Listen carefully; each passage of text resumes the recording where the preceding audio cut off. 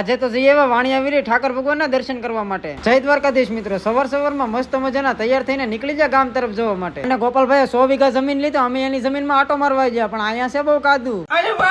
અને ત્યાંથી ડાયરેક્ટ આવી જાય મહાદેવના દર્શન કરવા માટે. તો મિત્રો અમે તો મહાદેવના દર્શન કરી લીધા હોય, તમે પણ મહાદેવના દર્શન કરી લો ને કમેન્ટમાં લખીને કહો હર મહાદેવ. અને આ છે અક્કી ભાઈ લીધેલી 50,000 ની ખુરશી. પછી તો શું મિત્રો, આપણે ખુરશી પર બેસી જાય ને ફરફદુડી ફરવા મળ્યા. फिर से आ गए रे बाबा, इधर जहर खाने का पैसा नहीं है, तू जा रे.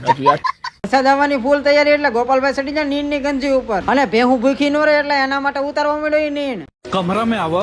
ભેંસુના ખોરાક માટે તો ભાઈ નીણ ઉતારી લીધી, પણ એને ભૂખ લાગી એટલે આવી જાય ડાયરેક્ટ દ્વારકાધીશ ફૂડ ઝોન માં. અને અહીંયા ખાઈ લીધું પોટેટો ચિપ્સ અને પિઝા. फिर से आ गए रे बाबा, इधर जहर खाने का पैसा नहीं है, तू जा रे. આજે હતી બીજ એટલે અમે બધા મિત્રો નીકળી જા વાણિયાવેરી ઠાકર ભગવાનના દર્શન કરવા માટે. પછી તો શું મિત્રો, કેરીને તૈયાર કરીને બધા મિત્રો કેરીમાં બેસી જાય ને ડાયરેક્ટ પૂગી જાય વાણિયાવેરી ઠાકર ભગવાનના દર્શન કરવા માટે. પૂગી જા મંદિરે અને કરી લીધા ઠાકર ભગવાનના દર્શન. તો ચાલો મિત્રો તમે પણ દર્શન કરી નાખો અને કમેન્ટમાં લખી નાખો જય દ્વારકાધીશ. તો ચાલો મિત્રો હવે મળીએ બીજા મિની વ્લોગમાં. ત્યાં સુધી બધાને જય દ્વારકાધીશ.